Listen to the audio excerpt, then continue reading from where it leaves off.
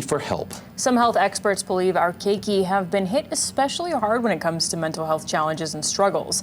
KITV4's Tom George is live with us in studio with the new data putting a spotlight on a growing problem. Tom.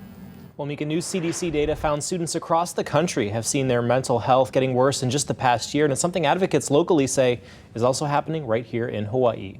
When Kumi McDonald was growing up, it was a very different world. I remember at 9 years old having my first anxiety moment, and I talked to my mother and said, "Mom, I need help." And she said, "If you can verbalize it, you'll be fine."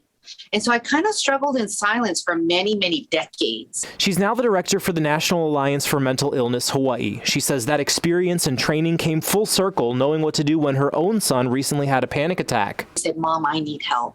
I need to go to the ER."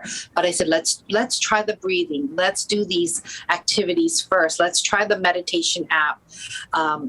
And also take a cold shower, because sometimes that shock of the cold water will help you to calm down. And new data shows her son's not alone. A survey from the Centers for Disease Control found 1 in 3 high school students said they felt poor mental health most of the time or always. And 1 in 5 said they seriously considered suicide, a sign students' mental health has gotten worse during the pandemic.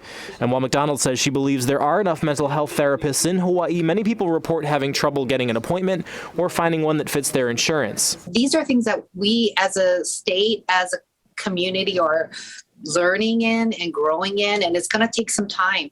She says a blessing in disguise has been that the conversation is changing. What I tell young people is, if your parents don't believe you, or if they minimize that comment that you need help, go and ask someone else until you get the help.